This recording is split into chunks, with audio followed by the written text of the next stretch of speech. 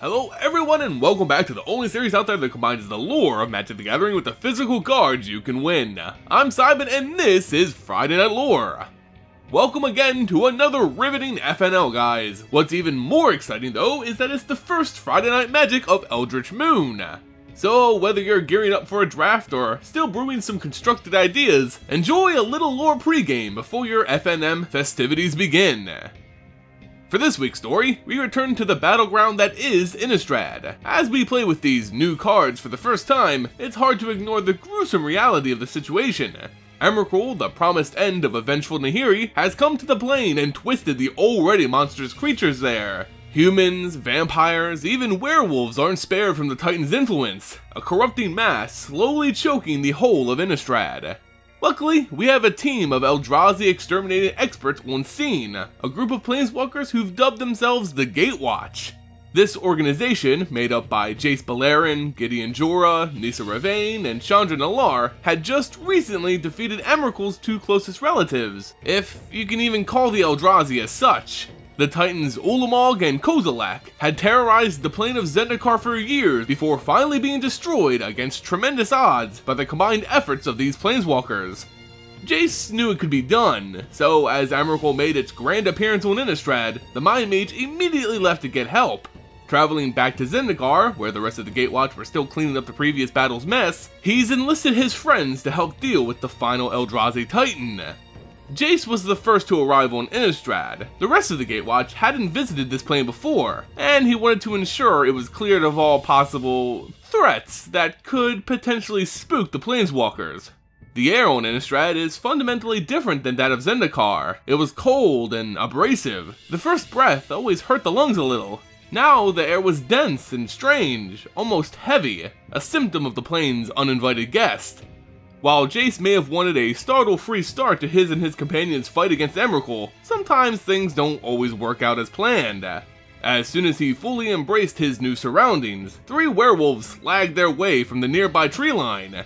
The Mind Mage had experienced Innistrad's werewolves firsthand when he first arrived on the plane. It was something he hoped to never experience again. This time, the beasts were far less humans than ever before. Now the werewolves' minds were twisted by Emrakul's presence. Covered in a purple lattice, the calling card of the Eldrazi corruption, the small pack charged. Jace took no pleasure in the actions to come, but it needed to be done. He entered the minds of the three beasts, overloading each of their senses. The mental assault proved effective as two of the monsters fell in a mass of writhing confusion and exhaustion, until even the twitching stopped. Yet, one still stood, grinning through its fang-filled muzzle. The attack on this one triggered a instinctual transformation, not back into a human, but into something much darker. The Eldrazi stain had taken hold. The lattice incorporated the very anatomy of the werewolf, changing it to something undescribable by words. The hideous mass of tentacles and extra limbs charged with a fury surpassing even that of the normal werewolves, looking to make Jace its next meal. Defensively, he split himself into a number of somewhat solid illusions in order to trick the beast and to buy him time. His previous experience with this species, however, showed how ineffective this tactic could be. All it took for the Eldrazi-infused monster was a few quick sniffs before it indicated which one was real. It found its prey.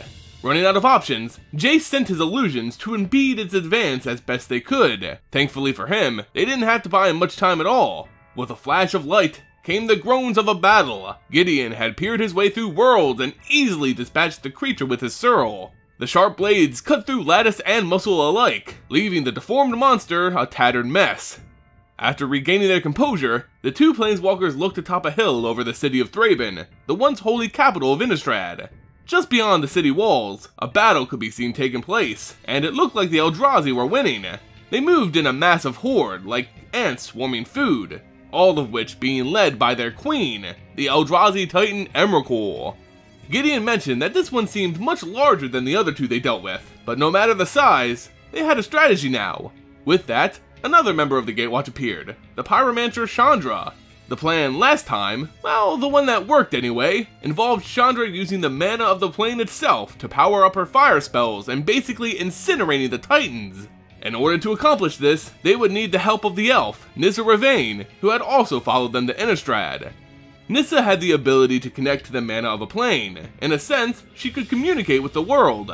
She reached down into the soil of Innistrad, but it was dark and cold. Emrakul had twisted it some, yes, but the world was already twisted prior to its arrival.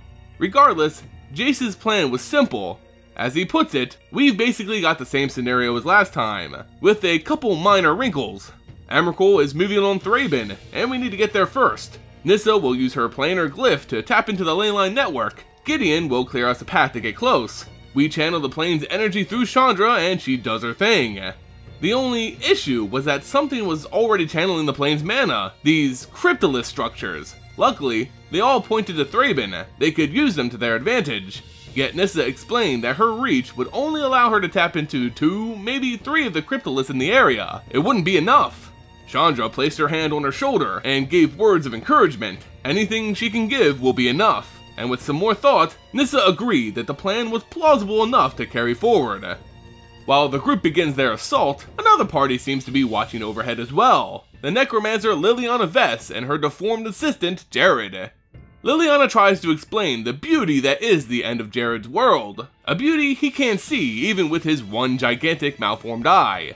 Between the raking tentacles and swarming Eldrazi, Liliana spotted flashes of light. Those must be Jace's friends fighting towards the center of the city. A final decision fell upon her shoulders. We return to the battle at hand. Scores of former Thraben citizens now lost to Emrakul descend on the Gatewatch from every broken corner and back alley of the city. Chandra unleashes the full torrent of her fire, a sustained blast of heat that recklessly scorched everything in front of the Pyromancer. So much power in one blast couldn't be used for long, and while it proved effective in thinning out the horde, it brought Chandra to her knees in exhaustion. Gideon charged forward, whipping his Suro all around him, hoping to buy Chandra time to regain her strength. With more paths open to their location and less men to protect them, Gideon needed options, and fast. He called to Nissa. Her elementals proved valuable in Zendikar. Could she summon some hero in Innistrad? The elf believed she could, but they wouldn't like what answered her call, an ominous revelation of the land they were fighting to save. Jace spied a tower half knocked over, tilting just above the street, which was funneling most of the Eldrazi monsters their way. The lattice of the Eldrazi had taken hold of its base, meaning it was susceptible to heat. Jace summoned a couple illusionary targets and instructed Chandra to blast them with her fire. Not understanding the subtlety of his plan, she let loose and the tower came tumbling down. This provided the Gatewatch with enough time and space to finally set the scene for their victory. Nissa was cleared, and soon her magic permeated every inch of soil near the center of Thraben. Her eyes glowed a magnificent green as life sprang from soil that had long since been dead. The sigil that controlled the flow of mana of a plane appeared on the cobblestone road, a symbol that had come to represent freedom and all that the Gatewatch stood for.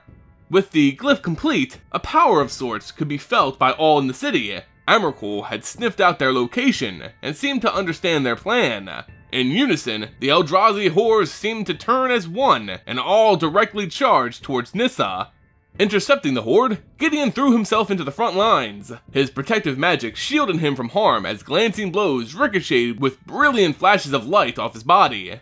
His Suro slashed and cut through the abominations with ease, yet still more pushed forward. Gideon knew what he had to do. He roared in heroic challenge, slashing in wide arcs, trying to inflict as much damage and draw as much attention as possible.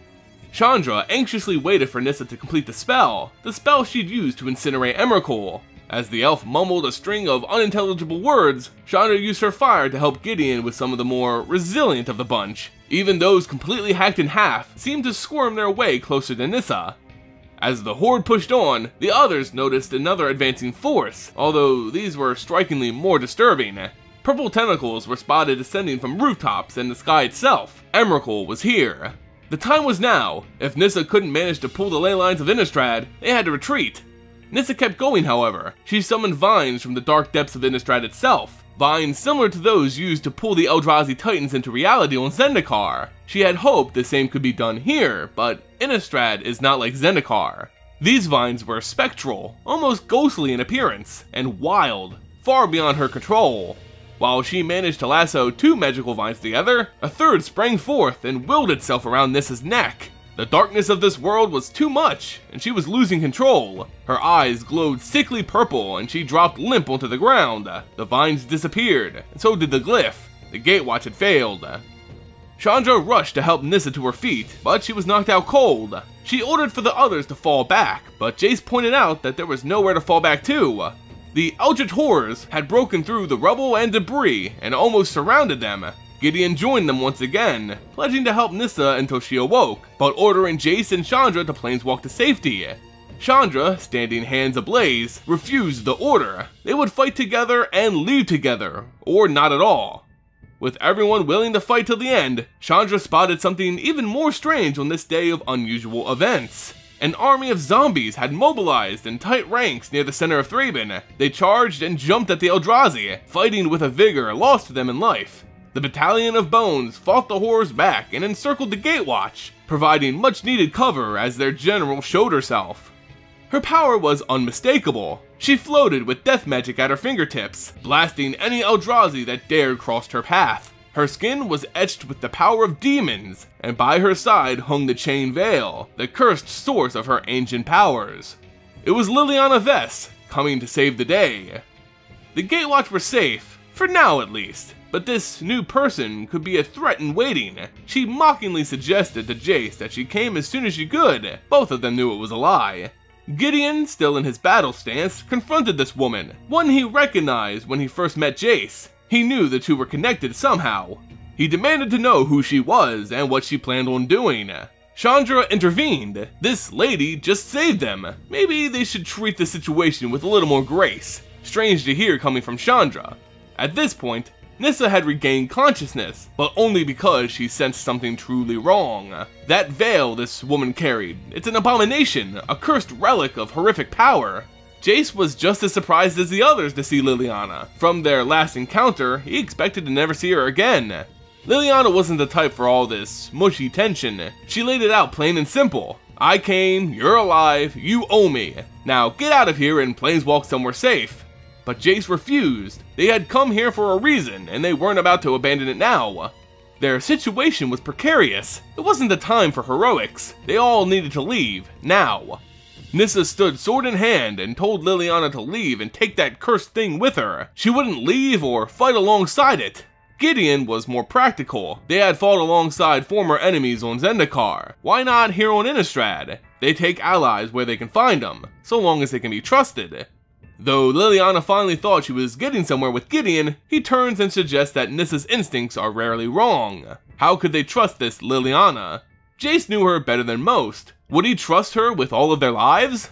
The idea of trust made Liliana burst out in laughter. How ridiculous could these people be? At the snap of her fingers, her zombies could turn on them and end all this right here and now. They were trusting her with their lives as they spoke. If they won't leave, she can't make them, but they had to come up with a plan fast. Gideon looked to the rest of the Gatewatch. Chandra was exhausted, Nissa was furious, and Jace pained. Gideon himself was beset by choices, all of which seemed worse than the last. Without any words spoken, everyone knew an alliance had been struck. And that's where we conclude the current story on Innistrad. Now, this week's article had some strange plot holes in it that I just didn't understand. It was still enjoyable, mind you, but some parts just didn't make sense. My main grievance is with how Liliana handled the final encounter with the Gatewatch. She says she can't make them leave, when she definitely could've. She used force before when dealing with a deranged Jace, and she has a track record for, let's say, using stern discipline to get what she wants. If she wanted them to leave, all she had to do was turn her zombies on the Gatewatch. A simple show of power probably would have made them all leave. Like I said, I felt this was a little weak, but overall, it's a nice story that's transitioning Liliana into a member of the Gatewatch, in that it did a good job. Anyway guys, let's wrap up this episode of FNL with the giveaway card of the week. As we finally see Liliana stepping up to the plate for the first time here, I think it's fitting that I give away a copy of her new Planeswalker card, Liliana the Last Hope.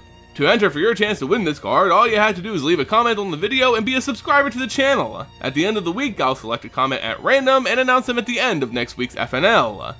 Speaking of which, it's time to unveil last week's winner of this awesome Thalia Heretic Cathar card. Congrats to Ryan King, you've won Friday Night Lore. In order to claim this card, just send me an email on the back end of my channel or send me a message via Twitter. I know I say this every week, but guys, if you haven't, please go ahead and follow me on Twitter. It just so happens to be the easiest way to contact me for any reason, especially for giveaways. And that's gonna do it for this week's Friday Night Lore, guys. Thanks again for joining me in making this one of the best Vorthos communities on the internet. If you liked the video, consider throwing in a like and sharing it with a friend. It goes a long way in supporting future content. You can also support the channel through Patreon. By becoming a patron, you not only support the show, but you also get entered into special monthly giveaways. Support the videos you love and win free stuff. What's not to love? FNL and all my giveaways are sponsored by abugames.com. They're an online stop shop for all things MTG. I really suggest you guys checking them out. As always guys, thanks so much for watching and I'll see you next time.